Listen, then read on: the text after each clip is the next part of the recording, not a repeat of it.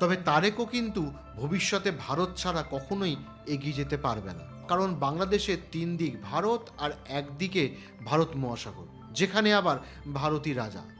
সুনির্দিষ্ট পরিকল্পনা ছাড়া তারেক রহমান কিন্তু বেশি দূর এগোতে পারবেন না। অতীতে বিজেপি সরকারের সঙ্গে বিএনপির খুব ভালো সম্পর্ক ছিল।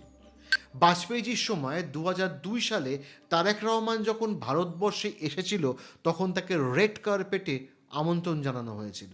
ফলে আশা করা যায় এখনও যখন বিজেপি কেন্দ্রে সরকারে রয়েছে, তখন তারেক রহমানের সঙ্গে ভারত সরকারের সম্পর্কটা আশা করি ভালোর দিকেই যাবে। আর আশা করি তারেকও সেটা ভুলে যাননি।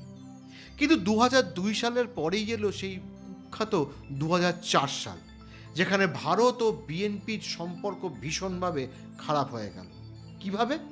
তারেক রহমান ও লুৎফারুজ্জামান ও হাওয়া মহলের প্রত্যক্ষ সহায়তায় ভারতে আলফা গোষ্ঠী বা উলফা জঙ্গি গোষ্ঠীকে 10 ট্রাক অস্ত্র দেওয়া হয়, এবং সেটা বাংলাদেশের জমি ব্যবহার করেই দেওয়া হয়।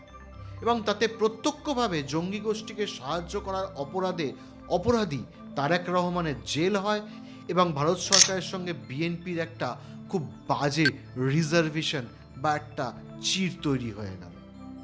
আশা করি তারেক রহমান এই ভুলটা দ্বিতীয়বার আর করবেন না।